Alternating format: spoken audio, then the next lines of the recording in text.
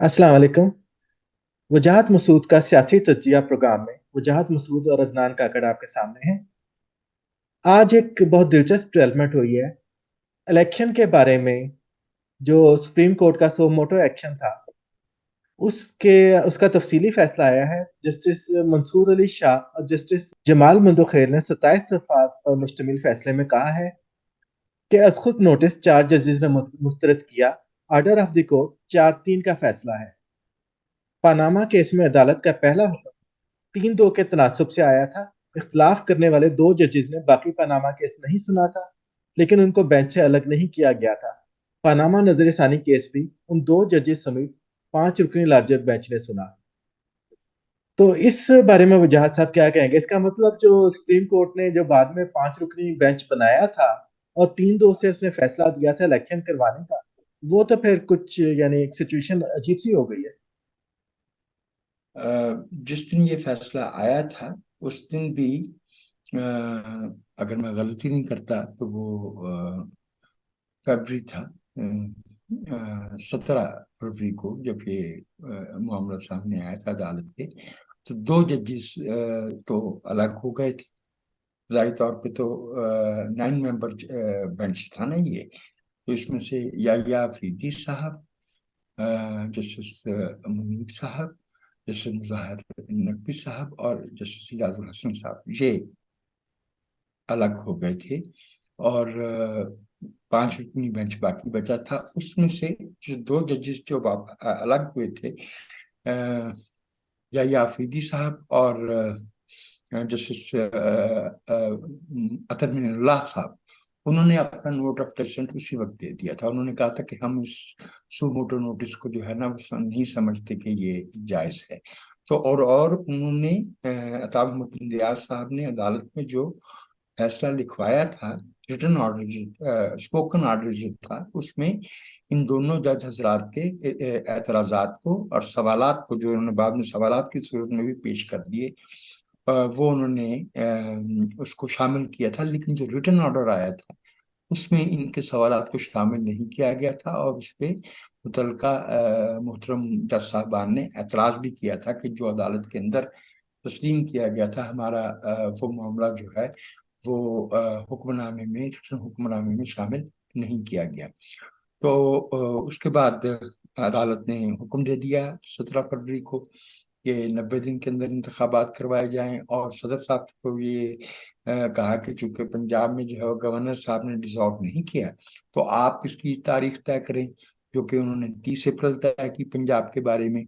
और बिलीगुर रहमान साहब ने जो है वो मई की, अगर मैं गलती नहीं करता, तो 28 तारीख इसके लिए तय की थी। अगेन वो 90 दिन से डिविएशन थी। लेकिन उसमें एक बहुत अहम बात जो थी वो ये थी कि अदालत उस्मान ने अपना फैसला देते हुए कहा था कि नागजीर हालात में अगर जरूरत पेश आए, जो कि उस वक्त तक ऑलरेडी पेश आ चुके थे, क्योंकि 90 दिन की शर्त पूरी करना मुमकिन नहीं था। और ये पहली दफे नहीं है, 1988 में भी ऐसा हो चुका है, जब ज़िया साहब के वफात की वजह से, इंतकाल की वजह से मामला आगे चले गए थे। जब जिनेजो साहब की हुकूमत तोड़ी गई थी उसके बाद भी ये मामला हुआ। 2008 में जब बेनजीर भुट्टो साहब की शहादत हुई तो 90 दिन की शर्त से आगे गए थे। यहाँ पे अदालत ने कहा था कि जितना मुनासिब हो उतना कम अज कम अरसे के अंदर जो है इलेक्शन कमीशन इंतखाबात का ऐलान करे, उसके शेड्यूल का, और इंतखाबात मुनक्किद करे। कोई हद मुकर्रर नहीं की गई थी। लेकिन यहाँ जो इस वक्त बहुत बड़ा मसला सामने आया है वो ये है कि जमाल मंदोखेर साहब ने आज के दिन में, और जस्टिस मंसूर अली शाह साहब ने जो अपना तफसीली गालबन 21 सफ़े का वो फैसला है, 27 उसमें सफ़े का। एक तो 27 सफ़े का, इसमें एक तो उन्होंने चौधरी मंजूर इलाही PLD 1975 66 का हवाला दिया है कि एक अदालत जो है वो दूसरी जुरिस्डिक्शन में मुदाखलत नहीं कर सकती, और एक अदालत का फैसला जो है वो दूसरी अदालत के फैसले पे असरअंदाज नहीं हो सकता। अगर दिलचस्पी की बात शायद देखने वालों के लिए हो कि चौधरी मंजूर इलाही साहब जो है वो परवेज इलाही साहब के वालिद थे। انہیں 1972 نومبر میں جو ہے وہ بھٹو حکومت نے گرفتار کیا تھا، اور انہیں گرفتار کر کے کولو میں پیش کر دیا گیا تھا فرنٹیئر کرائمز ریگولیشن FCR کے تحت اس کے فیصلے کے لیے۔ تو اس وقت یہ فیصلہ آیا تھا 1975 میں سپریم کورٹ کا کہ جو ایک عدالت ہے وہ دوسری عدالت کی جورسڈکشن میں مداخلت نہیں کر سکتی۔ اس میں دیکھنا پڑے گا کہ کہاں وہ زیادہ سوٹیبل ہے۔ چونکہ وہ لاہور میں گرفتار ہوئے تھے اپنی رہائش گاہ سے، تو لاہور ہائی کورٹ کی جورسڈکشن بنتی تھی، ان کو کولو نہیں لے جایا جا سکتا تھا۔ یہی معاملہ یہاں بھی تھا۔ یہ معاملہ جس وقت سپریم کورٹ نے اس پہ سو موٹو لیا ہے، اور وہ بڑے دلچسپ حالات میں لیا ہے، اس وقت یہ معاملہ آلریڈی اسلام آباد ہائی کورٹ میں اور لاہور ہائی کورٹ میں زیر سماعت تھا۔ تو سپریم کورٹ کے سو موٹو نوٹس لینے کا مطلب یہ تھا کہ وہ جو دو ہائی کورٹس ہیں، اگر ان کا فیصلہ سپریم کورٹ کے فیصلے سے مختلف ہو، پھر ظاہر ہے کہ اپیل ہوگی نا۔ تو وہ جو سپریم کورٹ آلریڈی اپنا فیصلہ دے چکی ہے، تو وہ اپنے فیصلے کے خلاف کیسے جا پائے گی؟ تو یہ انصاف کے ساتھ جو ہے وہ جسے کہنا چاہیے کہ ایک اس کی وائلیشن کا، جیسے یہ آرٹیکل 9 اور آرٹیکل 10 ہمارے کانسٹیٹیوشن کے ہیں، جو فیئر ٹرائل کے اور شہریوں کے جو حقوق ہیں ان کی ضمانت دیتے ہیں، ایکوالٹی بیفور لا کی اجازت دیتے ہیں، یہ اس کی خلاف ورزی ہے۔ تو میں سمجھتا ہوں کہ آج کا جو فیصلہ ہے یہ اس لحاظ سے بہت اہم ہے کہ ہم قریب قریب جو ہے وہ نومبر 1997 کی پوزیشن میں پہنچ گئے ہیں، جب سجاد علی شاہ صاحب چیف جسٹس اور سپریم کورٹ کی رائے واضح طور پہ منقسم ہو گئی تھی۔ اب دیکھنا یہ ہے کہ کیا یہ جو دونوں جج حضرات نے اپنے نوٹ آف ڈسینٹ میں، جیسا کہ آپ نے فرمایا کہ وہ 27 صفحے پہ محیط ہے، اس میں جو اس کا جو جسٹ ہے they have raised questions کہ کیا 184(3) کے تحت سو موٹو نوٹس لینا چیف جسٹس صاحب کا سالٹری پریروگیٹو ہے یا سپریم کورٹ کا پریروگیٹو ہے؟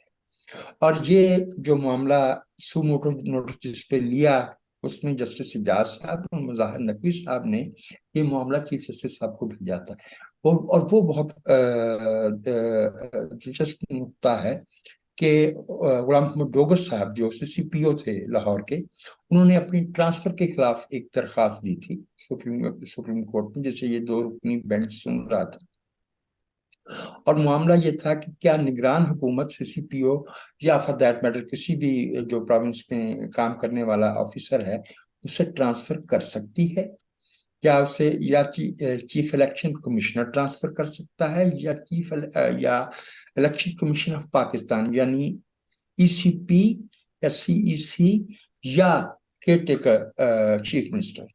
تو یہ معاملہ تھا۔ اس سے ان 2 صاحب نے، محترم جج صاحبان نے چیف جسٹس صاحب کو اس تجویز کے ساتھ بھیجا کہ آپ اس پر سو موٹو نوٹس لیں، یہ فنڈامنٹل رائٹس کا معاملہ ہے، کیونکہ اس میں انہوں نے طلب کر لیا تھا CEC کو، چیف الیکشن کمشنر سلطان راجہ صاحب کو، اور ان سے پوچھا گیا کہ جی آپ 90 دن میں جو ہے نا انتخابات کیوں نہیں کروا رہے؟ اچھا، یہ اس کا اصل پرے جو تھی بیفور دا کورٹ، جو اصل معاملہ زیر سماعت تھا، اس سے تعلق نہیں تھا۔ پاکستان کے جو معروضی سیاسی حالات چل رہے تھے، اس میں سے ایک جماعت جو ہے وہ فوری انتخابات کی بات کر رہی تھی، اور یہ پرائما فشائے، بہت احتیاط سے میں بات کر رہا ہوں، یہ ایسے معلوم ہوتا تھا کہ جیسے ایک سیاسی جماعت کا مطالبہ تسلیم کیا جا رہا ہے۔ اور جب کورٹ میں تخفیف کی گئی ہے بینچ میں، تو جو 9 ممبرز کا بینچ تھا، اس میں سے 2 وہ جو سو موٹو ایکشن لینے کے خلاف تھے، اور 2 وہ جن پہ چونکہ چاروں ججز میں سے کم از کم 3 نے جو ہے وہ ان آڈیو ریکارڈنگز کا ذکر کیا ہے جو زبیر عابدی صاحب جو کہ پٹیشنر کے وکیل ہیں ان میں، اور سپریم کورٹ کے محترم جج میں آڈیو گفتگو کی ریکارڈنگز ہیں۔ تو وہ معاملہ الگ سے اٹھایا جانا چاہیے، اس کا فرانزک ہونا چاہیے۔ یہ بہت سنگین معاملہ ہے کہ ایک زیر سماعت مقدمے میں جو وکیل ہے اس کی گفتگو جو ہے اس مقدمے کو سننے والے جج صاحب کے ساتھ جو گفتگو ہے اگر وہ صحیح ہے تب بھی ایکشن ہونا چاہیے، اور اگر وہ صحیح نہیں ہے تو پھر اس بات کی تحقیق ہونی چاہیے کہ یہ معاملہ کہاں سے آیا ہے۔ تو میری اچھا، رائے جب میں پچھلی جو دفعہ آج یہ کا معاملہ ہوا تھا، جسٹس قیوم کی اس طرح کی آڈیو ریکارڈنگ سامنے آئی تھی، تو آج کے مقابلے میں بہت زیادہ شور مچا تھا، اور آخر کار اس کے کافی سنگین نتائج نکلے تھے۔ وہ خود بھی اپنی سیٹ سے الگ ہوئے تھے، لاہور ہائی کورٹ کے، اگر مجھے ٹھیک یاد ہے تو چیف جسٹس وغیرہ پہ بھی امپیکٹ آیا تھا۔ تو اس دفعہ اتنی خاموشی کیوں لگ رہی جی ہے؟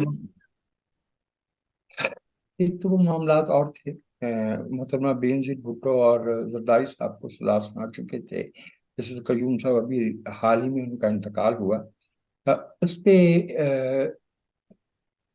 جو ہیئر سے ہے، میں اگین بہت احتیاط سے کہہ رہا ہوں، ہمارے پاس ایویڈنس نہیں ہے، لیکن ان کا بھی ریزگنیشن جو ہے وہ والنٹری نہیں تھا، لیا گیا تھا 99 میں، اور محترمہ بینظیر اور آصف علی زرداری صاحب دونوں کو جو ہے وہ ایکوٹ کرنا پڑا تھا کیونکہ بہت بڑا انکریمنیٹنگ ایویڈنس آ گیا تھا۔ آج کی صورتحال میں عدلیہ کا رویہ جو ہے وہ پہلے کی نسبت اپنی سینسٹیوٹی ٹورڈز کورٹس کریڈیبلٹی کمزور معلوم ہوتا ہے۔ یہ ایک جج کا اس طرح سے سامنے آ جانا، اور پھر سپریم جوڈیشل کونسل میں کم سے کم 4 ریفرنسز جو ہے وہ دائر ہو چکے ہیں ان ججز کا بدستور ان بینچز پہ جو انہی معاملات سے تعلق رکھتے ہیں بیٹھے ہوئے ہونا۔ میں اگین عرض کر رہا ہوں کہ آپ تو 99 تک گئے ہیں نا، وہ مسعود شریف صاحب اتفاق سے ان کا بھی ریسنٹلی انتقال ہوا، وہ آئی بی کے ڈائریکٹر تھے، انہوں نے وہ محترمہ بینظیر تک وہ ریکارڈنگز پہنچائی تھیں، اور وہ جب نشر ہوئی تو اس کے نتیجے میں ملک قیوم صاحب کو جو ہے وہ مستعفی ہونا پڑا تھا یا ان سے استعفیٰ لے لیا گیا تھا۔ لیکن 97 میں جسٹس سجاد علی شاہ صاحب جب چیف جسٹس تھے تو نومبر 97 میں بالکل اسی طرح سے اتنا واضح اختلاف پیدا ہوا تھا کہ سپریم کورٹ 2 دھڑوں میں بٹ گئی تھی، اور ایک حصے نے چیف جسٹس صاحب کو چیف جسٹس تسلیم کرنے سے انکار کر دیا تھا۔ That is why in the last week of November 1997 Sajjad Ali Shah صاحب نے اور صدر فاروق لغاری نے، جو ان کے ساتھ اس زمانے میں آپ کو تو یاد ہی ہے نا، ایک لفظ بولا جاتا ہے ٹرائے کا، تو حصے جی تو 3 ہی ہوتے ہیں، لیکن وہ کبھی وہ ہم نے ایک ایسا وقت بھی دیکھا chairman chief joint of staff committee Sirohi صاحب، پریزیڈنٹ صاحب اور آرمی چیف کا ٹرائے کا بن گیا۔ ہم نے یہ بھی دیکھا کہ پریزیڈنٹ، آرمی چیف کا اور چیف جسٹس کا ٹرائے کا بن گیا۔ ہم نے یہ بھی دیکھا کہ جو ہے وہ اس ملک میں یہ جہاں متواسی اقتدار کے جزیرے جنم لے لیتے ہیں وہاں اس طرح کی صف بندیاں ہوتی رہتی ہیں۔ میرے خیال میں تو اس کا سیدھا طریقہ یہ ہے کہ فل کورٹ بینچ تشکیل دیا جائے، سپریم کورٹ کا فل کورٹ، کیونکہ اس سارے معاملے میں آپ دیکھ لیجئے نہ فائز رضا صاحب کہیں نظر آ رہے ہیں، نہ کہیں جو ہے طارق مسعود صاحب نظر آ رہے ہیں۔ یہ سپریم کورٹ کے سینئر جج صاحبان میں سے ہیں، اور قاضی فائز عیسیٰ جو ہے وہ تو ہی is next in line to be chief justice of Pakistan. تو ٹو می ایک آنریبل طریقہ یہی اب ہونا چاہیے کہ یہ معاملہ فل کورٹ بینچ کے سامنے پیش کیا جائے، کیونکہ اس میں بہت گرہیں آ گئی ہیں۔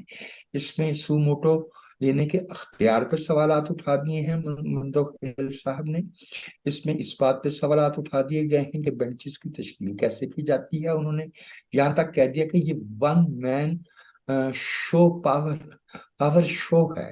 یہ بہت سخت لفظ ہوتے ہیں کسی جسٹس کی اپنے برادر جج اور وہ بھی چیف جسٹس آف پاکستان کے بارے میں۔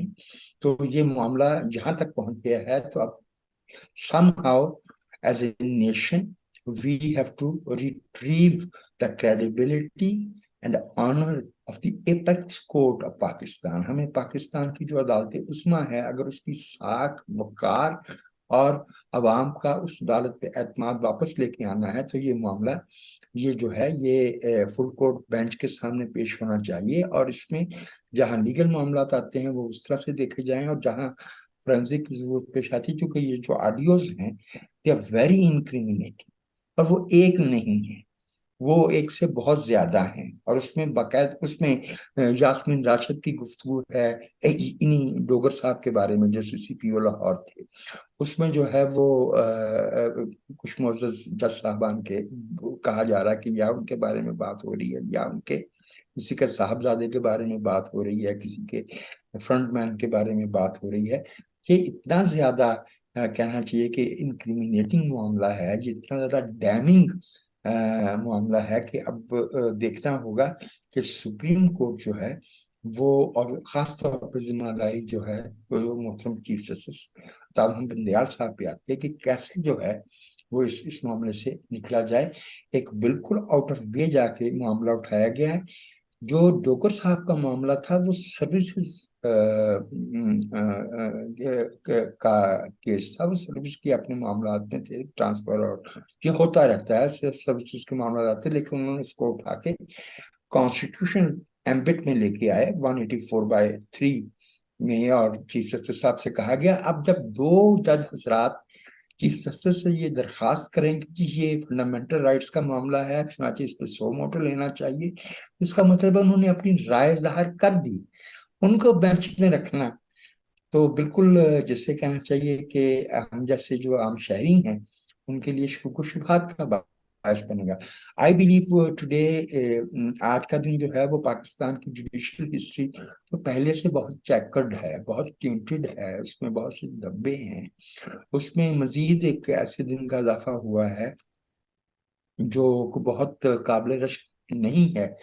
یہ محض انتخابات کی تاریخ کا اعلان کس نے کرنا ہے، کتنے دن میں انتخابات ہونا ہے، اس میں کافی پیچیدگیاں ہیں، لیکن سب سے اہم بات یہ ہے کہ عدالت عظمیٰ کا جو ساکھ ہے وہ داؤ پہ ہے. ایز اے اچھا جناب، سٹیزن اس میں نا فیصلے میں ایک دلچسپ بات کی گئی ہے. اس میں کہا گیا ستم ظریفی یہ ہے کہ سپریم کورٹ قومی اداروں کے اختیارات کو ریگولیٹ کرنے کی بات کرتی ہے لیکن اپنے گریبان میں نہیں جھانکتی. سپریم یہ کورٹ لفظ اپنے استعمال کیا اختیارات کا جاتا ڈھانچہ بنانے میں مکمل طور پر ناکام رہی ہے. کیا یہ ہے. اشارہ اس دیکھیے طرف ہے جب غالباً نواز شریف کے زمانے میں یہ قرار دیا گیا تھا کہ وزیر اعظم اکیلا کچھ فیصلے نہیں کر سکتا ہے، اس کو اپنی کابینہ کی منظوری بھی درکار ہوگی اس کے لیے؟ کیا یہ سپریم یہ کورٹ یہ بھی اسی طرف جا رہی ہے؟ کیا افتخار چودھری صاحب نے جو کام کیے تھے وہ ریورس ہو رہے ہیں، ریوائنڈ ہو رہے ہیں؟ یہ اور آپ کو یاد ہوگا کہ جہاں کنسلٹیشن کا لفظ تھا وہاں افتخار چودھری صاحب نے میننگ فل کنسلٹیشن کا اضافہ کیا تھا. چودھری صاحب کے کارنامے تو خیر بے شمار ہیں، اور وہ انہوں نے جو ہے وہ جو 19th امینڈمنٹ بہت دباؤ ڈال کے پارلیمنٹ پہ جو ہے وہ منظور کروائی. اس کے بعد ججز کی جو اپوائنٹمنٹ ہے اس میں پارلیمنٹ کی حیثیت ایک ربڑ سٹیمپ کی رہ گئی، کیونکہ وہ کمیٹی جسے ججز کو سپریم کورٹ میں ایلیویٹ کرنا ہے اس میں منتخب نمائندوں کی تعداد کم ہے، اور جو جوڈیشری کے نمائندے ہیں اور لیگل فیٹرنیٹی کے لوگ ہیں وہ زیادہ ہیں، غیر منتخب لوگوں کی تعداد زیادہ ہے. ابھی ہم نے ریسنٹلی دیکھا ہے کہ کس طرح سے وہ جو ٹرسٹ کیس الجہاد ٹرسٹ کیس والا فیصلہ تھا 95 والا، اس پر سے سینئر موسٹ کی بات کی گئی تھی، اب اس میں اس کو مکمل طور پہ جو ہے وہ نظر انداز کیا جا رہا ہے. میں اگین عرض کر رہا ہوں کہ سم ہاؤ اگرچہ تاریخ خود کو دہرا رہی ہے، لیکن تاریخ کا یہ جو چکر ہے یا سائیکل ہے یا جو دوبارہ ہم جس جگہ پہ آئے ہیں، عام طور پہ جب ہم سپائرل موومنٹ کی بات کرتے ہیں تو پہلے کی نسبت مستقبل میں ہم پہلے سے ایلیویٹڈ مور سبلائم پوزیشن پہ ہوتے ہیں. اس میں سپائرل موومنٹ تو ہے لیکن ہم پہلے کی نسبت زوال پذیر ہو رہے ہیں، نیچے آئے ہیں. یہ 95 97 99 2012 2010 کے مقابلے میں زیادہ جسے کہنا چاہیے گمبھیر صورتحال ہے، اور اس کا تعلق جو ہے وہ صرف پارلیمنٹ کی بحالی. پارلیمنٹ موجود ہے، 2 صوبوں میں حکومتیں نہیں ہیں. اس میں آپ سے یہ عرض کروں کہ اس میں بہت اہم معاملات درپیش ہیں، جس میں 9 ستمبر کو پریزیڈنٹ کا ٹینیور بھی ختم ہو رہا ہے ایز اے پریزیڈنٹ، اور اگر الیکٹرل کالج ہی موجود نہیں ہے تو نیا صدر جو ہے وہ کیسے منتخب ہوگا؟ قائم مقام صدر آئیں گے یا موجودہ صدر جو ہے وہ ٹل دی الیکشن آف نیکسٹ پریزیڈنٹ جو ہے وہ کنٹینیو کریں گے؟ کیونکہ خود صدر کے کنڈکٹ پہ بھی مختلف سیاسی حلقوں میں پولرائزیشن ہے ملک میں، وہ ایک خاص سیاسی جماعت سے تعلق رکھتے ہیں، انگلیاں اٹھائی جا رہی ہیں۔ اسی برس 17 ستمبر کو تامل بن دیال صاحب جو ہمارے محترم چیف جسٹس صاحب ہیں انہیں بھی ریٹائر ہونا ہے۔ میں دوبارہ عرض کر رہا ہوں کہ یہ جو گتھی ہے، یہ جو کننڈرم ہے، یہ امبرولیو جو ہے یہ بہت پیچیدہ ہے۔ اس کو اگر ہم نیک نیتی سے لے کر چلتے ہیں تو we will be able to restore the honour, credibility and trust of our apex court as well as other institutions. otherwise تو جو ہے یہ معاملہ بہت بحرانی کیفیت اختیار کر سکتا۔ اچھا، جب 97 میں جسٹس سجاد علی شاہ صاحب کے خلاف جوڈیشل بغاوت ہوئی تھی تو کوئٹہ بینچ، آپ اس کو کہہ لیں کہ 10 جج ایک طرف ہو گئے تھے، چیف جسٹس کے ساتھ صرف 2 ججز رہے تھے اور صدر فاروق لغاری ان کے ساتھ تھے۔ اس کے باوجود وہ سروائیو کر گئے تھے۔ پہلا دھچکا ان کو اس وقت لگا تھا جب جہانگیر کرامت نے ان کو ان کے حکم پر فوج بھیجنے سے انکار کر دیا تھا۔ انہوں نے کہا تھا چین آف کمانڈ کی وائلیشن ہوگی۔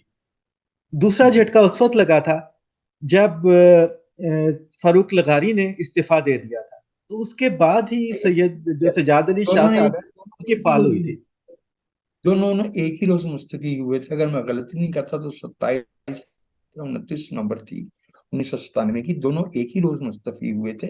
اس میں اگر آپ کو یاد ہوگا اس میں ایک الزام یہ بھی آیا تھا، الزام کیا آیا تھا سب نے دیکھ ہی لیا تھا کہ کوئی چند درجن جو مسلم لیگ نواز کے حامی تھے وہ چڑھ دوڑے تھے سپریم کورٹ کی بلڈنگ پہ، لیکن اب تو ہم دیکھ رہے ہیں کہ آئے روز جو ہے جوڈیشل کمپلیکس کے دروازے اکھاڑے جا رہے ہیں، وہاں پہ جو ہے وہ حملے کیے جا رہے ہیں، وہاں پہ جو ہے وہ نعرے لگائے جا رہے ہیں، کمرہ عدالت کے اندر آنسو گیس جو ہے وہ محسوس کی جا رہی ہے۔ یعنی معاملہ نے آپ سے عرض کیا نا کہ دائرہ ضرور مکمل ہوا ہے تاریخ کا، لیکن ہم پہلے سے بہتر کی بجائے پہلے سے نچلی سطح پہ خود کو محسوس کر رہے ہیں۔ سر، اسے آپ کمزوری کہیں گے یا کانسنٹ کہیں گے؟